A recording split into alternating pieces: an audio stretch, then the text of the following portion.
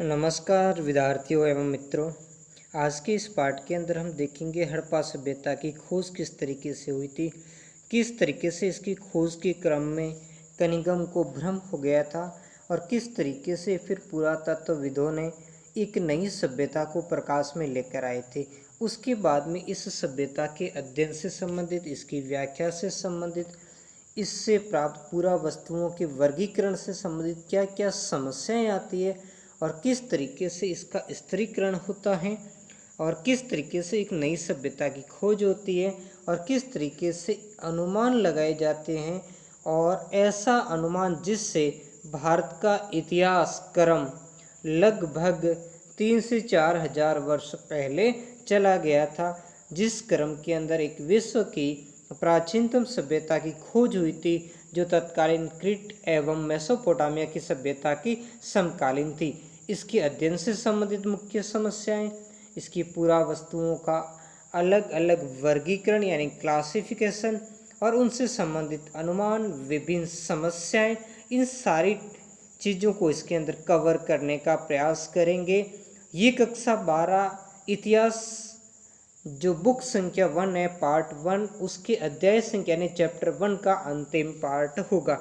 तो नमस्कार विद्यार्थियों एवं मित्रों, आज की इस वीडियो के साथ मैं अशोक कुमार। अब इतिहास को रटे नहीं समझे, वीडियो को पूरा लास्ट तक जरूर देखें। अगर आप मेरी चैनल पर पहली बार आए तो चैनल को सब्सक्राइब करना न भूलें, क्योंकि अभी भी 82 से 85% लोगों ने जो व्यूवर है उन्होंने चैनल को सब्सक्राइब नहीं किया। तो प्लीज़ आप सबसे रिक्वेस्ट है कि चैनल को सब्सक्राइब करें, वीडियो को लाइक, कमेंट और शेयर करें।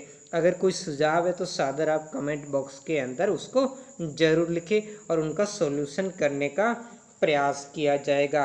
तो जैसा कि आज का हमारा इसमें विशेष हम टॉपिक 2 देखेंगे, एक तो हड़प्पा सभ्यता की खोज और दूसरा इससे संबंधित जो वर्गीकरण समस्याओं वाला जो टॉपिक है, उन 2 टॉपिक को देखने का प्रयास करेंगे। उससे पहले थोड़ा इसका खोज का मैं आपको क्रम एक बता देता हूँ कि जो हड़प्पा सभ्यता है उसको पता करने का कार्य सबसे पहले 1826 के अंदर एक व्यक्ति थे जिनका नाम था चार्ल्स मैनसन। वो वर्तमान जो पाकिस्तान है उस समय ये अविभाजित भारत यानी भारतीय उपमहाद्वीप का क्षेत्र था, उसमें साहिवाल नामक क्षेत्र में गए और वहाँ पर इस क्षेत्र का उन्होंने क्या किया था, इस सभ्यता का सर्वेक्षण करने का कार्य किया, लेकिन उतना उन्होंने इस तरफ ध्यान नहीं दिया और कुछ समय बाद ये बात आई गई होगी। उसके बाद जो नेक्स्ट बंदा इस क्षेत्र में आया था वो था अलेक्जेंडर ब्रंस, जो कि हड़प्पा नामक स्थान पर गए थे। कौन से स्थान पर गए थे? हड़प्पा नामक। ये एक यात्री थे, तो अपनी यात्रा के दौरान यहाँ पर आए, लेकिन उतना कुछ उल्लेखनीय कार्य नहीं हो पाया था। फिर अगला कार्य हुआ था 1850 के दशक में, जब इस क्षेत्र में कौन आते? Alexander Cunningham. तो अलेक्जेंडर कनिंघम वैसे पुरातत्ववेदा नहीं थे, ये सैन्य अभियंता थे, लेकिन इनकी पुरातत्व के अंदर रुचि थी, जो हम सारी इस आगे वाले पॉइंट के अंदर देखने वाले। इनकी जो रुचि थी 600 ईसा पूर्व से लगाकर जो 400 ईसा पूर्व तक का जो टाइम पीरियड है उसके अंदर, यानी जो महाजनपद काल है जिसको हम प्रारंभिक ऐतिहासिक काल कहते हैं, उस काल से संबंधित इनकी रुचि थी। तो इनका अध्ययन उससे संबंधित रहा था, जिसको इस कनिंघम का भ्रम वाले पार्ट में हम और अच्छी तरीके से देखने का प्रयास करेंगे। ये कनिंघम वही है जिनके नेतृत्व में भारतीय पुरातात्विक सर्वेक्षण विभाग का गठन किया जाता है। ये इसके पहले सर्वेयर बनते हैं और साथ में इसके पहले डायरेक्टर जनरल भी बनते हैं। कब बनते हैं? 1871 ईस्वी के अंदर। जो और भारतीय पुरातात्विक सर्वेक्षण विभाग की स्थापना कब होती है? 1861 ईस्वी के अंदर। अब बात होती है इससे आगे की, 1854 से 56 तक का पीरियड है। इस पीरियड के अंदर कराची से जो लाहौर के बीच में रेलवे लाइन डाली जा रही है और 1856 की बात, जब इस रेलवे लाइन के जब हड़प्पा नामक स्थान जो अभी वर्तमान टीला उसके पास जब ये रेलवे लाइन मिलती है, तो इस रेलवे लाइन को बिछाने के लिए जो पटरियों के नीचे जो रोडियां बिछाई जाती है उसकी कमी हो जाती है। तो इस कार्य को देखने वाले इंजीनियर थे बर्टन बंधु। तो वहाँ काम करने वाले जो मजदूर थे वो जब इधर फ्रेश होने के लिए गए तो उन्होंने टीले और कुछ ऊपरी स्तर पर ईंटें भी देखी थी।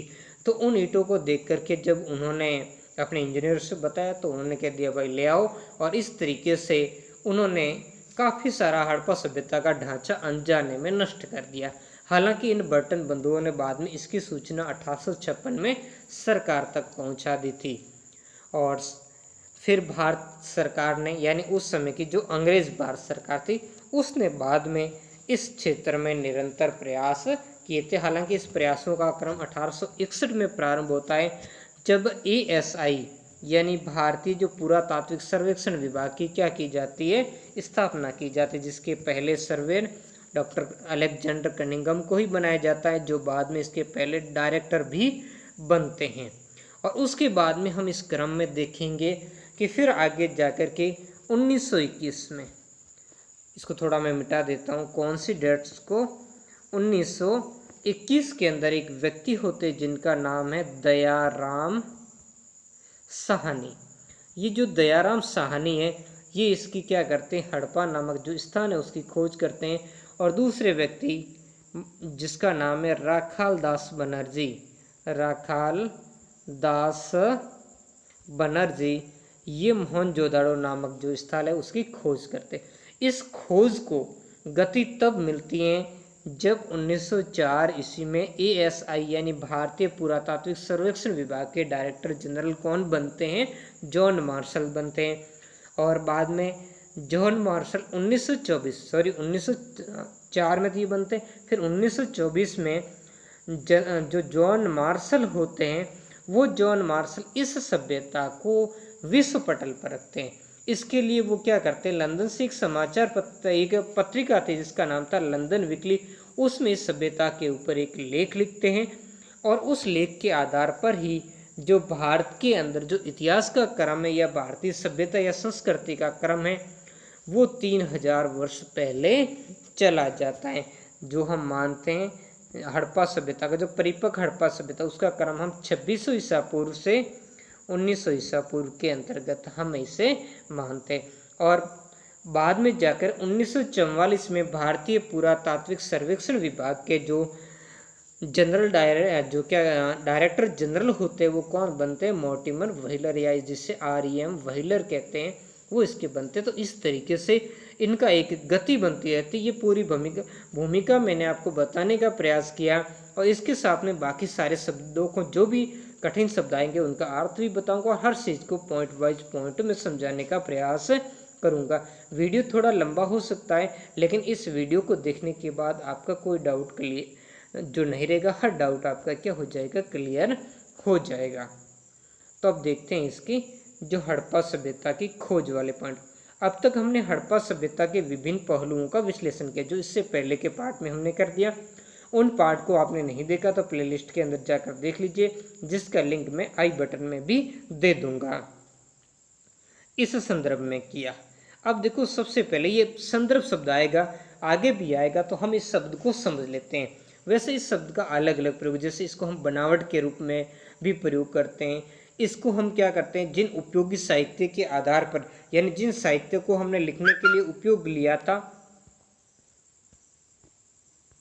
यानी जिन साहित्य को हम किसी भी, चाहे वो पुस्तक लिखते हैं, कोई रिसर्च पेपर लिखते हैं, थीसिस लिखते हैं, या और कोई भी जैसे अन्य चीज़ लिखते हैं, तो उसके आधार पर जिस चीज़ का हम रेफरेंस लेते हैं, यानी जिन पुस्तकों का उपयोग उस लेख को लिखने में करते हैं, उनके संदर्भ में भी करते हैं। लेकिन यहाँ पर संदर्भ का मतलब है कि वह वर्णित प्रसंग या विषय आदि जिनका उल्लेख हो, या हम ऐसा कह सकते हैं वो परिस्थिति जिसमें कोई घटना क्या हो, घटित हुई हो, तो वहाँ इस संदर्भ का हम क्या करेंगे, प्रयोग लेंगे। किस प्रकार पुरातत्वविदों ने, अब पुरातत्वविद क्या है मैंने पहले बताया, आप कमेंट करके मुझे बताइए कि पुरातत्वविद किसे कहते हैं, ने भौतिक अवशेषों से प्राप्त साक्ष्यों के माध्यम से, भौतिक अवशेष जो खुदाई के अंदर मिले हैं, चाहे वो मृदभांड हो, चाहे वो मणके हो, या चाहे वो धातु के या मिट्टी के औजार हो, चाहे मूर्तियां हो, तो उन्हें हम भौतिक अवशेषों के नाम से जानते हैं। प्राप्त साक्ष्यों के साक्ष्य स्रोत या प्रमाण के माध्यम से एक आकर्षक इतिहास के अलग अलग अंशों को एक साथ जोड़ने का क्या किया गया, कार्य किया गया। क्योंकि ये सभी अंश यानी भाग, ये सभी अलग अलग भागों में, क्योंकि पुरानी चीज़ें कोई मिली हैं तो वो कोई एक तो मिली नहीं, वो टुकड़ों के अंदर मिली है, यानी वो टूटी फूटी अवस्था में मिली। क्योंकि व्यक्ति कोई जो पूरी सही तरीके से कोई वस्तु होगा तो उसको फेंकेगा नहीं। हाँ, एक और अलग बात है कि जैसे कुछ गहने वगैरह अच्छी अवस्था में मिले, उसका कारण और हो सकता है या तो लोगों के क्या हो गए, वो चीज़ें गुम हो गई होगी, या फिर लोगों ने उसको ज़मीन के अंदर गाड़ दिया और बाद में क्या हो गए, उसको भूल गए होंगे। तो इस संदर्भ में वो चीज़ें हमें क्या मिली हो, पुरानी वो चीज़ें हमें सही ढंग से क्या हो गई हो, प्राप्त हो गई हो।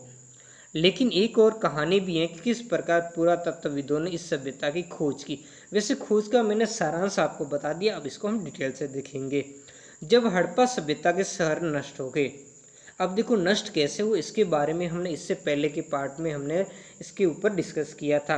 हालांकि उसमें किसी एक चीज़ के ऊपर हमारा डिस्कस निकल करके सामने नहीं आया था, और आज भी यह बस संदेहता विषय है कि आखिर इसका पतन कैसे हुआ था या हड़प्पा शहर किस तरीके से समाप्त हो गए थे।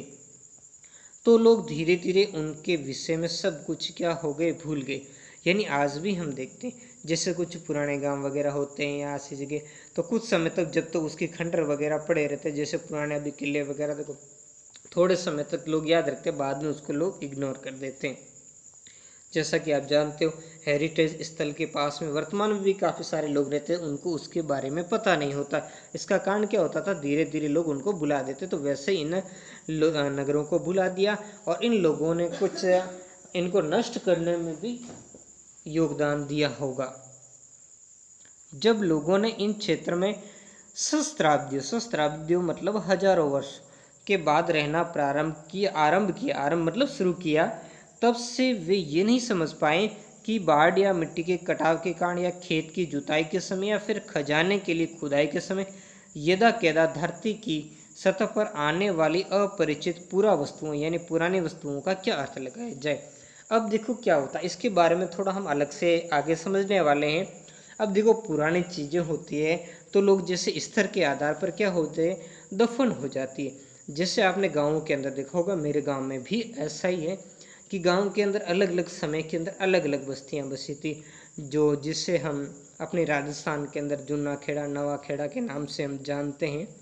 तो उसमें क्या होता है, लोग एक क्षेत्र में रहते हैं, उस क्षेत्र में भी क्या होता, भूमि एक जैसी समतल नहीं होती, उबड़ खाबड़, कुछ स्थान ऊंचाई पर होते हैं, कुछ स्थान निम्न स्थान पर होते हैं। वहाँ लोग क्या करते हैं, एक बार छोड़ के लिया पानी की समस्या के कारण, या अपने अधिकतर ये पश्चिमी राजस्थान में देखने को आया, खेतों में रहने के कारण लोग उस क्षेत्र को छोड़कर चले जाते, या किसी भ्रम में या कोई महामारी वगैरह ऐसी होती है तो लोगों के अंदर क्या होती है, अंधविश्वास वगैरह कर जाता है, तो वो क्षेत्र छोड़कर लोग दूसरी जगह रहने चले जाते हैं।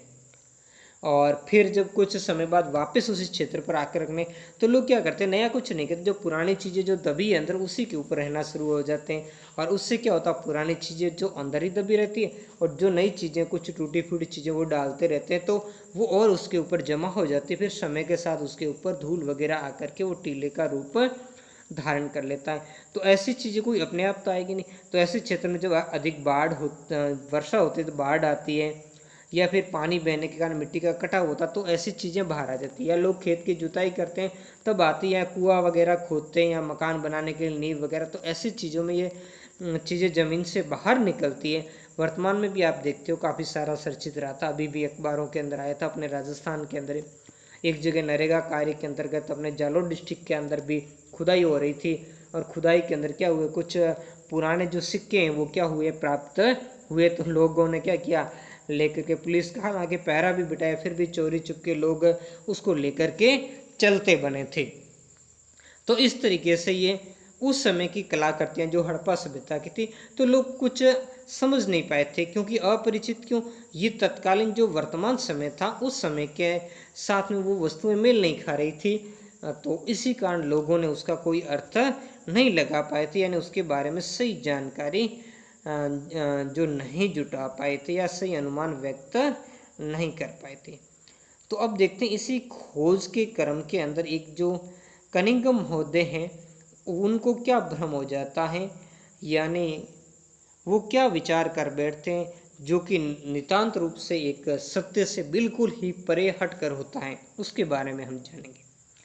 जब भारतीय पुरातात्विक सर्वेक्षण के पहले डायरेक्टर जनरल कनिंघम, ये वेरी इंपॉर्टेंट कंपटीशन एग्जाम और कक्षा 12 के विद्यार्थियों के लिए, कि भारतीय पुरातात्विक सर्वेक्षण के पहले डायरेक्टर जनरल कौन थे, तो कौन थे? Alexander Cunningham.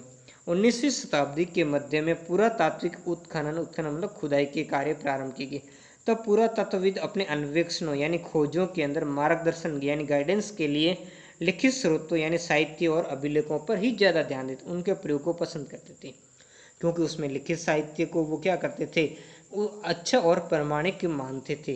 क्योंकि उस समय तक इतनी कोई ऐसा उनके सामने कोई प्रसंग ही नहीं आया था जिसमें उन्हें पूरा वस्तुओं के आधार पर इतिहास को लिखना पड़े, क्योंकि महाजनपद काल या उससे बाद का समय था, तो उस समय के साहित्य और अभिलेख उपलब्ध थे। यहाँ तक कि कनिंघम की मुख्य रुचि किसमें थी? आरंभिक ऐतिहासिक यानी लगभग 6ठी शताब्दी ईसा पूर्व से 4ठी शताब्दी ईसा पूर्व, जिसको अमूमन हम द्वितीय नगरीकरण के नाम से जानते हैं, या महाजनपद काल में, जिसके अंदर श्रावस्ती, कौशल है ना, ऐसे पावापुरी वगैरह जैसे महत्वपूर्ण जो नगर है, अयोध्या वगैरह, उन नगरों का क्या होता? उदय होता। अब देखो आरंभिक यानी शुरुआती ऐतिहासिक, देखो काल को हम अध्ययन की सुविधा के दृष्टि किस आधार पर? लेखन कला के आधार पर हम 3 भागों में बांटते हैं। एक तो प्राग ऐतिहासिक काल या प्राक इतिहास कह सकते हैं हम। प्राक इतिहास ऐतिहासिक काल उस काल को कहेंगे, प्राक ऐतिहासिक काल उस काल को कहेंगे जिस काल में मानव को न लेखन कला का ज्ञान ही नहीं था। अब लेखन कला का ज्ञान ही नहीं था तो पढ़ने का कोई सवाल ही पैदा नहीं होता है। और दूसरे काल को हम क्या कहेंगे? आद्य ऐतिहासिक काल, आद्य ऐतिहासिक काल, यानी ये वो काल था जिस काल के लिखित साहित्य तो हम साक्ष्य तो हमें मिले लेकिन उन्हें पढ़ा नहीं गया, उसी काल के अंदर हम हड़प्पा सभ्यता को रखेंगे। और तीसरा वो काल जो सिर्फ ऐतिहासिक काल था, यानी जिस काल के लिखित साक्ष्य भी हमें मिले और उन लिखित साक्ष्यों को क्या हुआ? पढ़ा भी गया है। तो इस तरीके से इसका अलग अलग डिवाइडेशन। प्रारंभिक ऐतिहासिक काल मतलब शुरुआती, और वो कब से प्रारंभ होता है? 6ठी शताब्दी ईसा पूर्व। अब वैसे तो हम पीछे कालक्रम देखेंगे, लेकिन फिर भी मैं आपको थोड़ा नॉलेज के लिए बता देता हूँ कि हम परिपक्व हड़प्पा का काल कब से कब तक मानते? 2600 ईसा पूर्व से 1900 ईसा पूर्व तक का समय मानते। इसके बाद में हम 1900 ईसा पूर्व से लगाकर लगभग 1300 ईसा पूर्व का समय हम मानते परवर्ती हड़प्पा काल के नाम से या उत्तरवर्ती हड़प्पा काल से। लेकिन एक हम जब ऋग्वेदिक काल का हम समय देखते हैं, ऋग्वेदिक काल, तो ऋग्वेदिक काल का जो समय है हम उसका हम निर्धारण करते हैं 1500 ईसा पूर्व से। ये थोड़ा समय में एक कन्फ्यूजन है, ठीक है। 1500 ईसा पूर्व से 1000 ईसा पूर्व तक का, और 1000 ईसा पूर्व से 600 ईसा पूर्व के समय को उत्तर वैदिक काल के नाम से हम जानते हैं। तो इस तरीके से इस समय का अलग अलग डिवाइडेशन था। तो जो 600 ईसा पूर्व के बाद का जो समय है उसे हम प्रारंभिक ऐतिहासिक काल के नाम से हम क्या करते हैं? जानते हैं। तथा इसके बाद के कालों से संबंधित पुरातत्व थी। बाद के काल मतलब जो इसके बाद में जो भी मौर्य काल, गुप्त काल वगैरह जो भी है ना, जिसमें मगध का उत्कर्ष वगैरह होता है, ये सारा उसके बाद में फिर साम्राज्य वगैरह स्थापित, तो उससे संबंधित है। आरंभिक बस्तियाँ यानी शुरुआती जो बस्तियों की पहचान के लिए 4वीं से 7वीं शताब्दी ईस्वी के बीच में उपमहाद्वीप में आए चीनी बौद्ध तीर्थयात्रियों द्वारा छोड़े गए वृत्तांत, यानी उन्होंने जो भी वर्णन किया, जो अपने यात्रा उन्होंने भारत की उन यात्राओं के दौरान जो वर्णन किया उनका प्रयोग किया। क्योंकि कनिंघम का ध्यान किधर था? 6ठी शताब्दी ईसा पूर्व से, यानी महाजनपद काल के बारे में, और विशेषकर उस समय की जानकारी हमें किससे मिलती है? उस समय की, क्योंकि ये वो काल था जब गौतम बुद्ध और महावीर स्वामी जैसे विचारक भारत के अंदर हुए थे, और इसी दरमियान चीन के लोगों का झुकाव बौद्ध धर्म की ओर हुआ, और इसी कारण वो भारत में बौद्ध साहित्य के अध्ययन के लिए आए। तो जो कनिंघम महोदय हैं उन्होंने इसी परिप्रेक्ष्य में चीनी जो बौद्ध तीर्थयात्री उनके वृत्तांतों का प्रयोग किया, जो इनका एक भ्रम था, यानी जो वो एक गलत रास्ते पर थे, अध्ययन की एक गलत पद्धति वो क्या कर रहे थे? अपना रहे थे। कनिंघम ने अपने सर्वेक्षणों के दौरान मिले अभिलेखों का संग्रहण किया, मतलब उनको एकत्रित किया और उनका क्या किया था? परलेखन किया। अब यहाँ पर आपको इस परलेखन शब्द को समझना है बहुत अच्छी तरीके से। देखो वैसे तो परलेखन का मतलब होता है दस्तावेजीकरण, यानी कागज या ऑनलाइन या फिर डिजिटल या एनालॉग मीडिया पर किए गए दस्तावेजों का क्या है? दस्तावेजों का क्या किया गया है? जो एक सेट है, दस्तावेजों का क्या है? एक सेट है। तो उस सेट को हम क्या कहते हैं? परलेखन कहते हैं। तो वैसे ही यहाँ से जो भी वस्तुएं मिली या उनको क्या किया गया था, उनका एक सेट उन्होंने क्या किया था, तैयार किया था और उनका दस्तावेजीकरण किया था, उनको लिखने का कार्य किया था तथा उनका उन्होंने बाद में अनुवाद भी किया था। उत्खनन यानी खुदाई के समय ऐसी पूरा वस्तुओं को खोजने का प्रयास करते जो उनके विचार से संस करते, क्योंकि उनका सारा ध्यान जो चीनी यात्रियों पर था और बौद्ध धर्म के जो परिप्रेक्ष्य में था, जो किस पर था, अधिकतर ये धर्म के अंदर सांस्कृतिक जो पक्ष है उसी पर था। तो उन्होंने बाकी पक्ष की क्या की थी, कनिगम ने अवहेलना की थी, सिर्फ सांस्कृतिक पक्ष पर ही उन्होंने ध्यान दिया था। हड़प्पा जैसा पूरा स्थल जो चीनी तीर्थयात्रियों की यात्रा कार्यक्रम का हिस्सा ही नहीं था, क्योंकि वो तो इससे परिचित ही नहीं थे और न ही हड़प्पा जैसे पूरा स्थल का कोई गौतम बुद्ध के जीवन से संबंध था। तो इस कारण इस क्षेत्र का कहीं उल्लेख भी नहीं था और नहीं जो चीनी तीर्थयात्री थे उनके ये टारगेट या यात्रा का हिस्सा था, जो एक आरंभिक ऐतिहासिक शहर भी नहीं था। कनिंघम के अन्वेषण यानी खोज के ढांचे में उपयुक्त नहीं बैठता था। कनिंघम किसके ऊपर, बौद्ध तीर्थयात्रियों का जो ढांचा उस पर रखकर इसको अध्ययन करना चाह रहे थे, लेकिन उस पर यह सही नहीं बैठता था। इसलिए हालांकि हड़प्पाई पूरा वस्तु 19वीं शताब्दी में कभी कभी मिलती थी, उनमें से कुछ तो कनिंघम तक पहुंची, फिर भी वो नहीं समझ पाए कि वे पूरा वस्तुएं कितनी प्राचीन है। एक अंग्रेज ने कनिंघम को एक हड़प्पाई मोहर दी।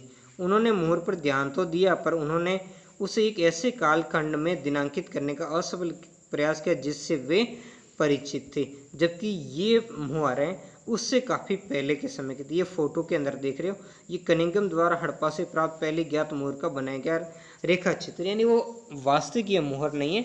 उसके बाद में जैसा कनिंघम ने बताया वैसा किसी अन्य व्यक्ति द्वारा बनाया गया ये रेखा चित्र है, जिसमें ये पशु है वो एक श्रृंगी बैल है, जिसके बारे में हमने अध्याय के प्रारंभ में भी कहा था, जिसको हम यूनिकॉर्न के नाम से जानते हैं। ऊपर ये हड़प्पाई लिपि है।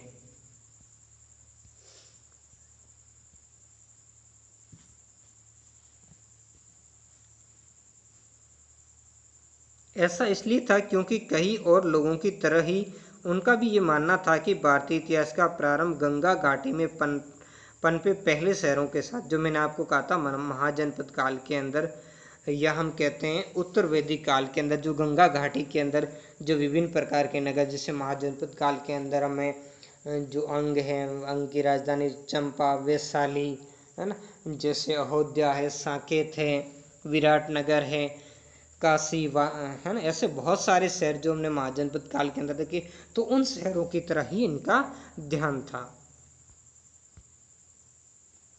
साथ ही और अध्याय 2 देखें तो इसके लिए हम आगे अध्याय 2 संख्या 2 में इसके बारे में हम थोड़ा डिटेल से पढ़ेंगे। उनकी सुनिश्चित अवधारणा के चलते, सुनिश्चित अवधारणा का मतलब होता है पहले से निश्चित कर देना, पहले से निश्चित कर देना कि मुझे अध्ययन ऐसे करना है। तो कनिंघम ने पहले से क्या अपनी अवधारणा निश्चित करती थी कि मुझे तो ये जो 6वीं शताब्दी ईसा पूर्व से जो 4वीं शताब्दी ईसा पूर्व के बीच में अध्ययन करना है। तो जो हड़प्पा का अध्ययन भी वो उसी परिप्रेक्ष्य में कर रहे थे, जो उनका एक भ्रम था के चलते कोई आश्चर्य की बात नहीं। वो हड़प्पा के महत्व को समझने से क्या हो गए, चूक गए।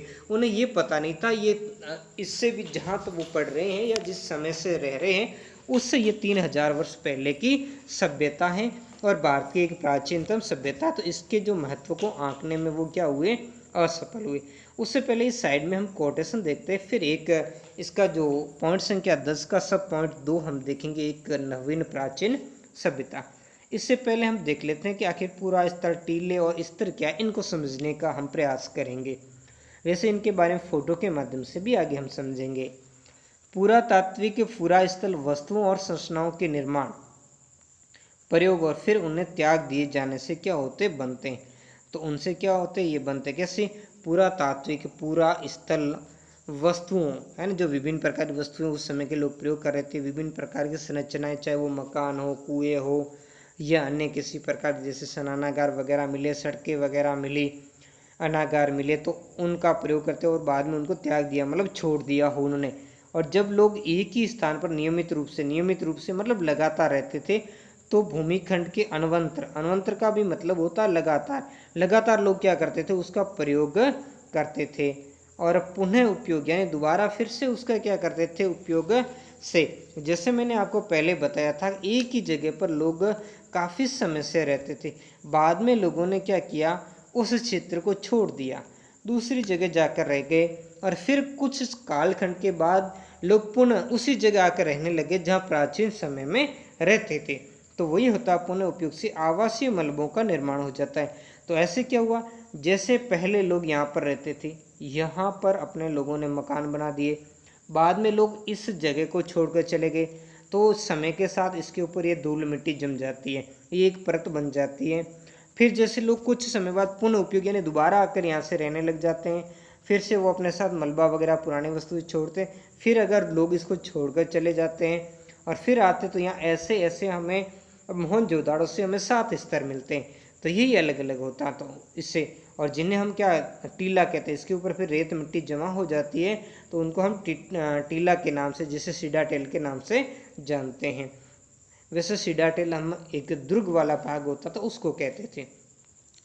अल्पकालीन या स्थायी प्रीता की, अल्पकालीन यानी कम समय के लिए, एक तो थोड़े समय के लिए लोग छोड़ते थे और फिर पुनः कुछ समय बाद वापस वहाँ आकर निवास करने लग जाते थे।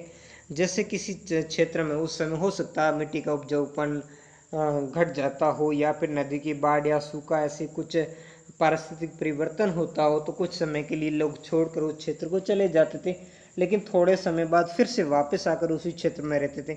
और कुछ ऐसी जगह स्थायी यानी हमेशा के लिए लोग परित्याग यानी उस क्षेत्र को छोड़ करके चले जाते थे, की स्थिति में हवा या पानी की क्रियाशीलता से।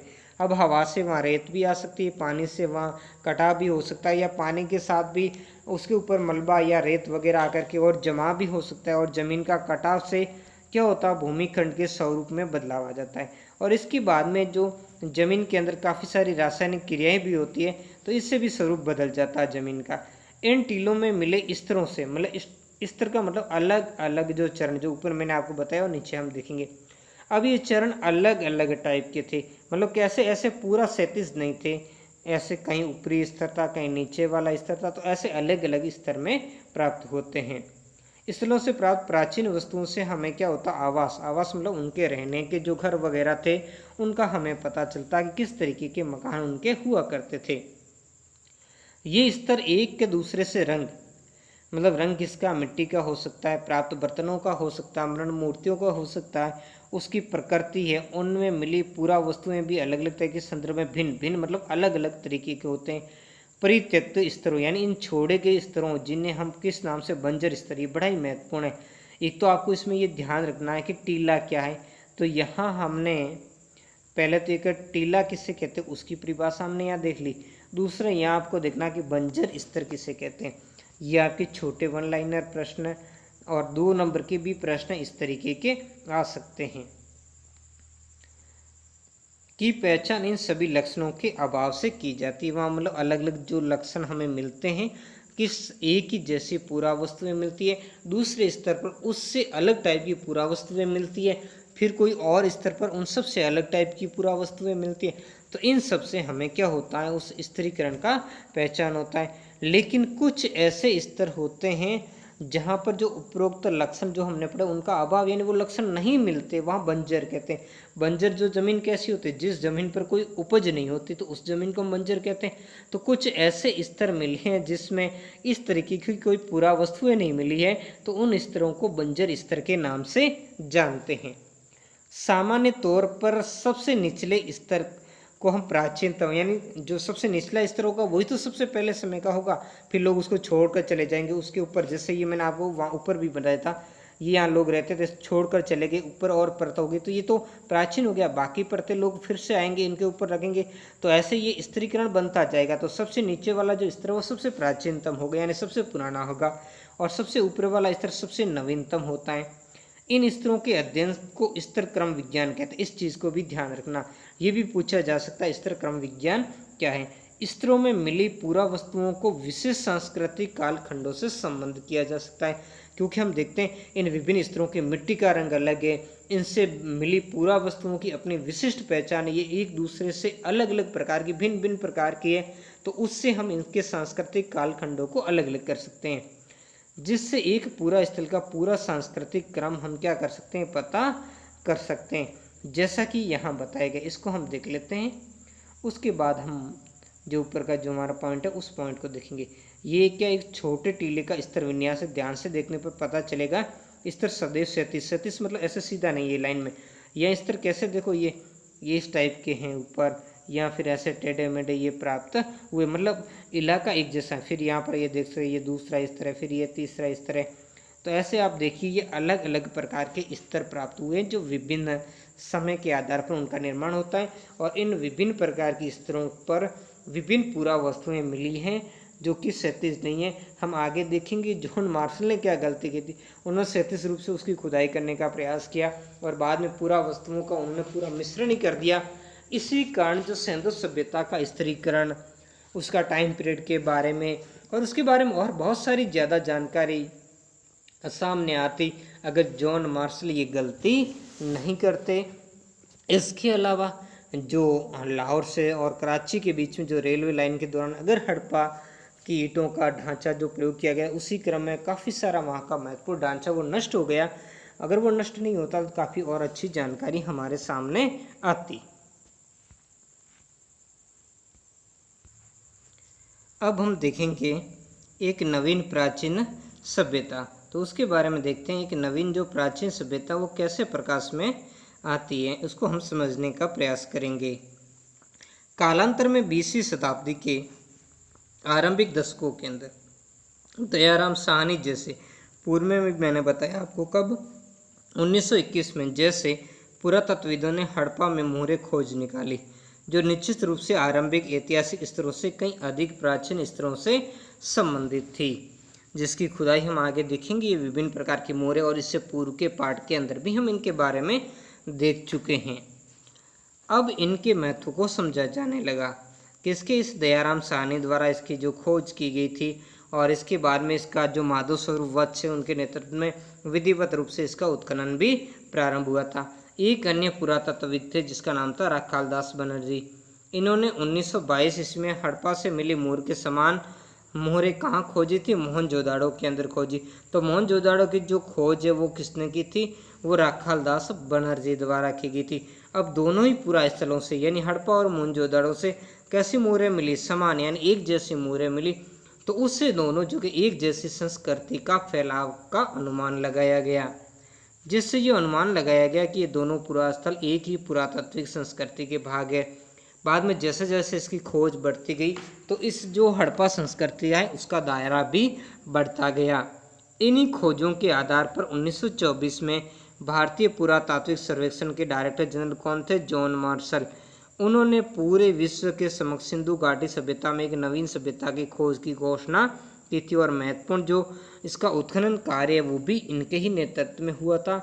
और इसी कारण जो सिंधु सभ्यता को प्रकाश में लाने का ज़्यादा श्रेय जॉन मार्शल को ही जाता है।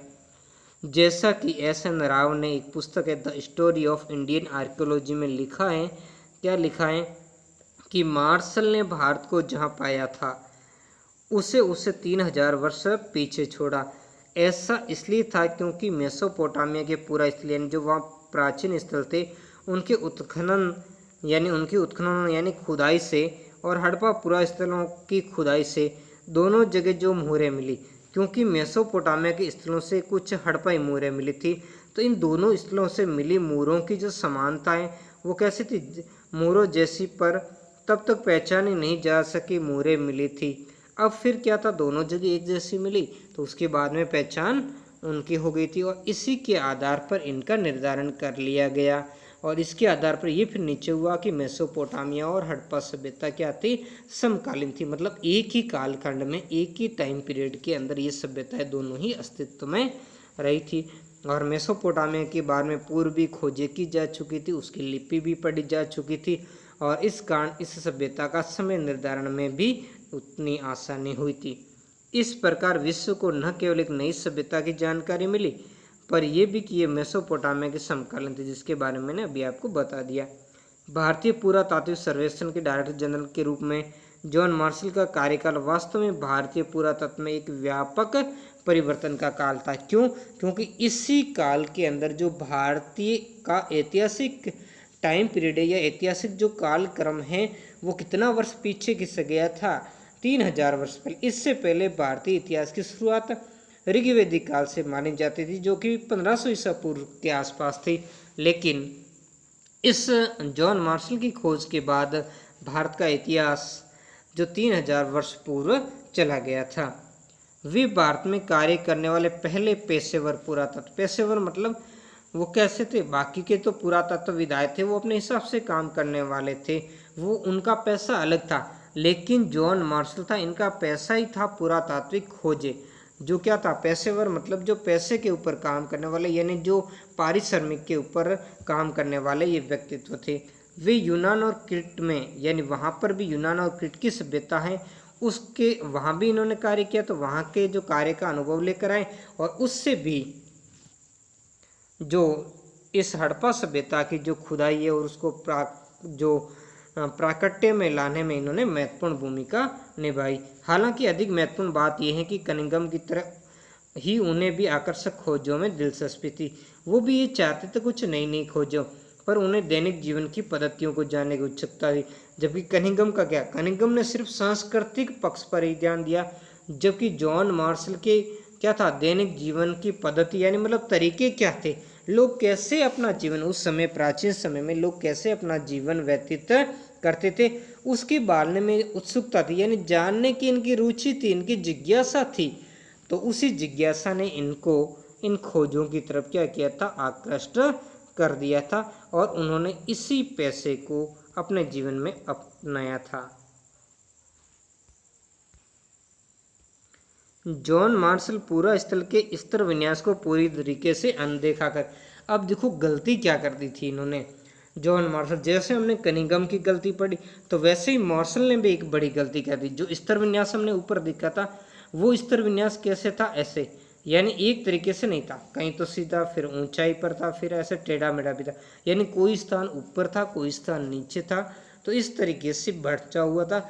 लेकिन मार्शल ने इस तरफ ध्यान नहीं दिया और पूरे टीले का एक समान परिमाण वाली नियमित 37 इकाइयों के साथ साथ उत्खनन करने का प्रयास।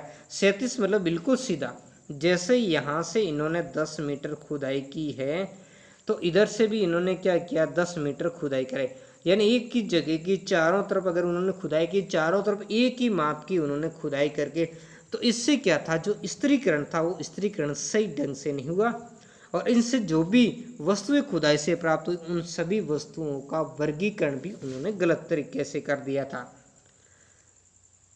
इसका अर्थ ये हुआ कि अलग अलग स्तरों से संबंध होने पर भी एक इकाई विशेष से प्राप्त सभी पूरा वस्तुओं को सामूहिक रूप से वर्गीकृत कर दिया जाता था। किस रूप में, सामूहिक तरीके से।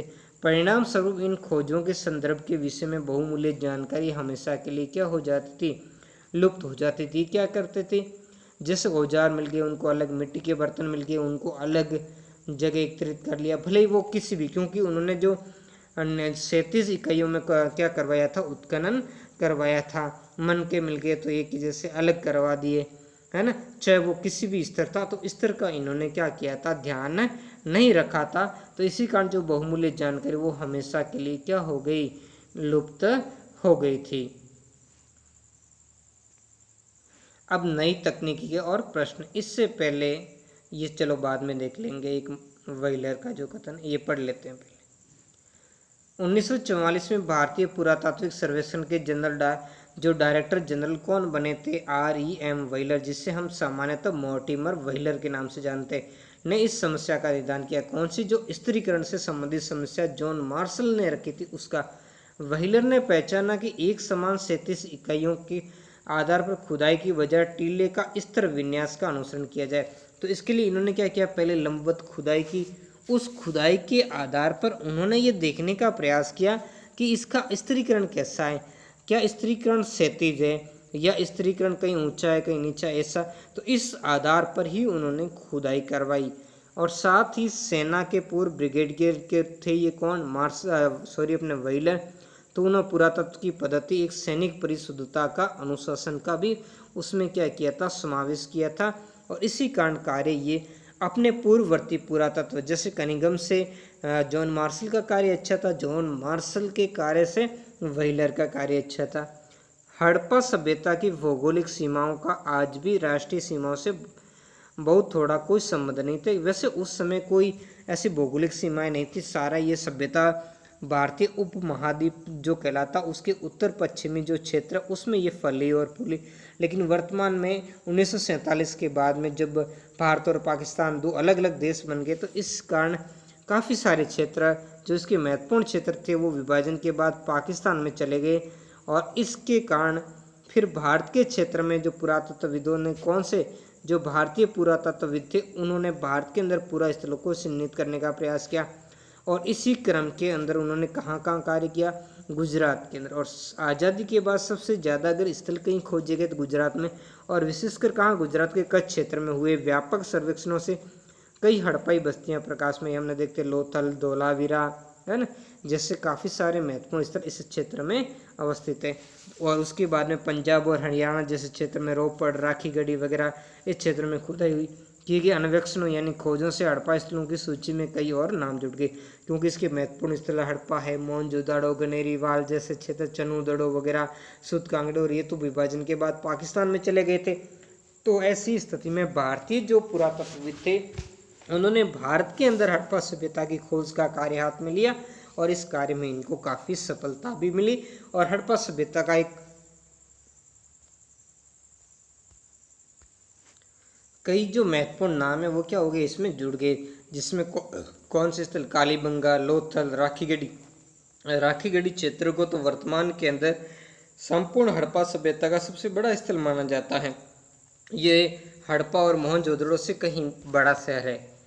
हाल के अंदर हुई धोलावीरा की खोज हुई है, यहाँ भी महत्वपूर्ण कार्य चल रहा है। ये बड़ा चर्चित स्थल है और वहाँ हुए अन्वेषण और उत्खनन इन्हीं प्रयासों का हिस्सा। यहाँ शैलकृत, जलाशय वगैरह, स्टेडियम वगैरह काफ़ी महत्वपूर्ण संरचनाएं मिली है, और नए अन्वेषण यानी नई खोजें अब भी जारी हैं, जिसके बारे में आपको लेटेस्ट जर्नल वगैरह में इससे संबंधित भी चीज़ें प्रकाशित होती रहती हैं।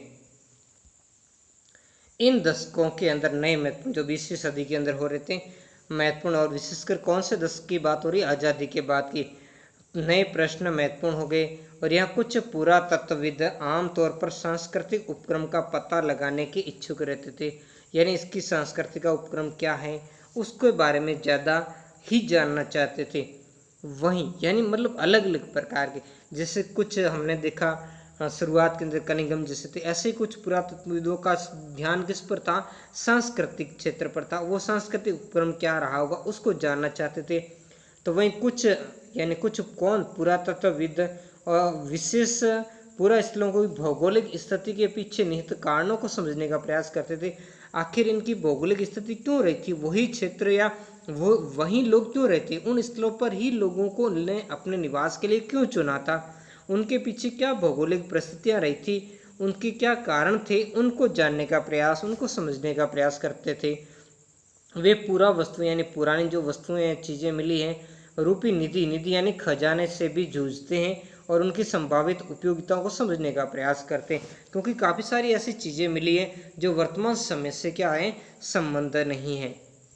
1980 के दशक से हड़प्पाई पुरातत्व में अंतर्राष्ट्रीय स्तर पर भी रुचि लगातार बढ़ती जा रही है, यानी बाहरी देश विशेषकर यूरोपीय क्षेत्र के देश और अमेरिका जैसे देशों ने भी अपने उनके विद्यालयों के जो इतिहासकार हैं, पुरातत्वविद हैं, उन लोगों ने भी इस भारत और पाकिस्तान के जो हड़प्पा सभ्यता से संबंधित स्थलों से खुद अंदर रुचि दिखाई, यहाँ कर उत्खनन कार्य किया है और इससे संबंधित अध्ययन अध्यापन का कार्य भी उन्होंने किया है।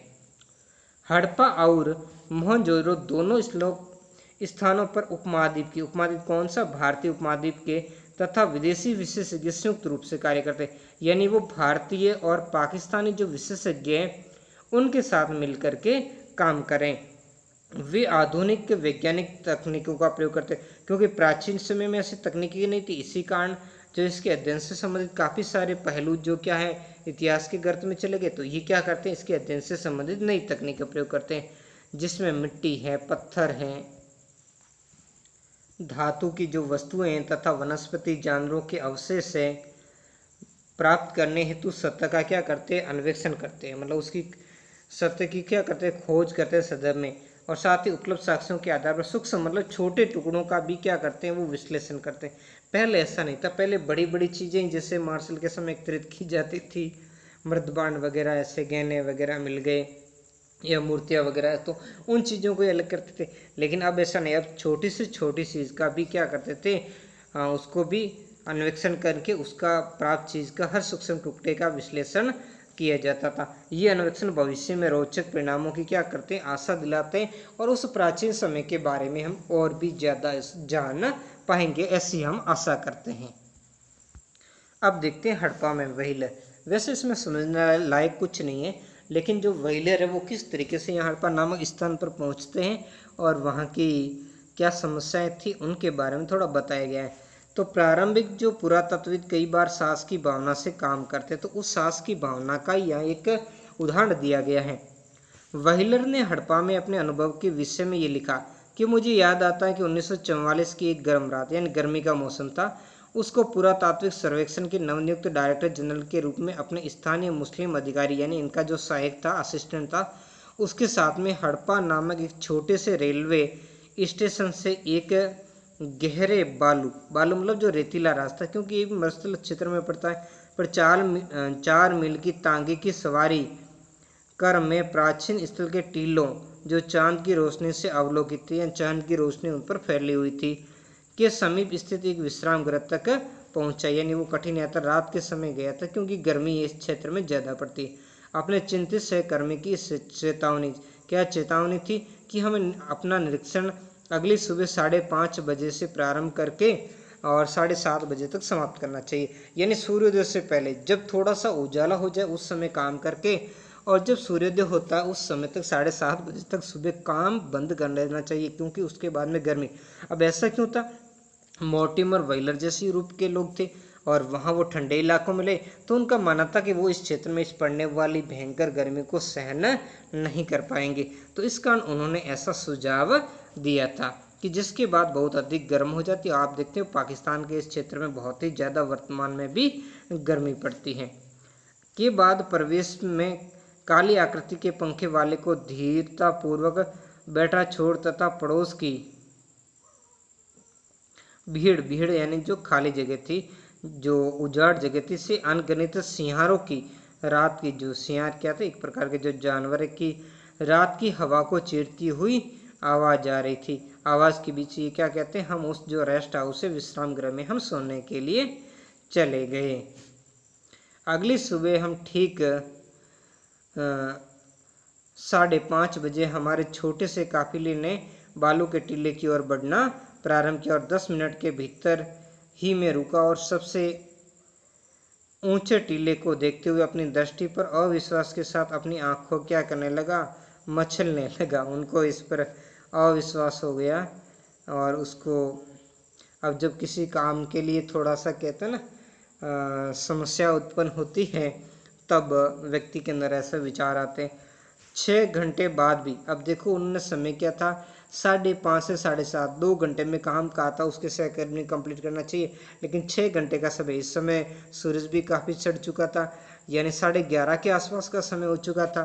घबराए हुए कर्मचारी गण तथा मैं सूर्य की तेज रोशनी में कुदालियों और चाकुओं के साथ कठिन परिश्रम करते। मुझे डर था कि मेरे सहयोगी काम में मेरे जुनून के कारण मुझे सन की यानी पागल नहीं समझ ले। यानी देखो इनको काम के प्रति जुनून था, यानी काम करने का जो जिज्ञासा होती है ना व्यक्ति में, तो वो किसी काम को करके ही दम लेता था। तो व्हीलर कहता मेरे इस जुनून को देख करके मेरे सहकर्मी के ये नहीं समझ ले, ये कहाँ पागल गले पड़ गया, इतनी धूप में भी क्या करवा रहा है, काम करवा रहा है। इसका वर्णन जो R.E.M. व्हीलर है उन्होंने जो अपनी पुस्तक है my archaeological mission to India and Pakistan 1976 में उद्धृत किया है, वहीं से ये लिया गया है। अभी तक तो हमने खुदाई से संबंधित चीज़ें पढ़ी, किस तरीके से खुदाई की, इतिहासकारों से संबंधित मत, उनके भ्रम देखे। लेकिन अब देखेंगे कि क्या जब कोई लिखित साक्ष्य नहीं था, कोई ऐसा साहित्यिक साक्ष्य भी नहीं था, तो ऐसी स्थिति में किसी सभ्यता के बारे में अनुमान से लिखना क्या उतना सही है? किस तरीके से उन्होंने उसके अनुमान लगाया होगा? तो इन्हीं बातों में उनसे संबंधित क्या समस्याएं होगी, उनसे संबंधित अब देखो अतीत यानी बीता हुआ समय को जोड़कर पूरा करने की समस्या क्या थी, यानी इसको कड़ी से कड़ी जोड़कर इतिहास कैसे लिखे, इससे संबंधित क्या समस्या थी। उन समस्याओं के अंदर हम क्या करेंगे, इसमें विस्तृत रूप से दृष्टि है, उस दृष्टि को हम क्या करेंगे, डालने का कार्य करेंगे।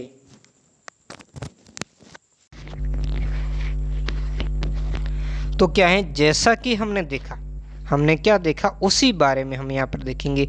ऊपर हमने देखा था, क्या देखा था कि हड़प्पाई लिपि से हम इस प्राचीन सभ्यता को जानने में मदद नहीं मिलती। क्यों नहीं मिलती?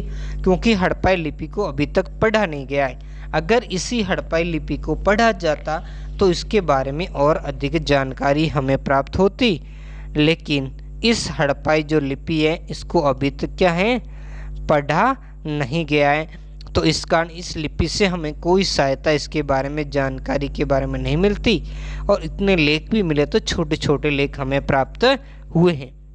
बल्कि ये भौतिक साक्ष्य, भौतिक साहित्यिक साक्ष्य कौन से, ये जो मर्तबांड मिले, औजार मिले, आभूषण मिले, घरेलू सामान जो यहाँ से मिला है, उनके आधार पर जो पुरातत्वविदों को हड़प्पाई जीवन को ठीक प्रकार से पुनर्निर्मित करने में सहायक, पुनर्निर्मित का मतलब फिर से लिखने के बारे में कि उस समय के लोगों का जीवन कैसा रहा होगा उनके बारे में।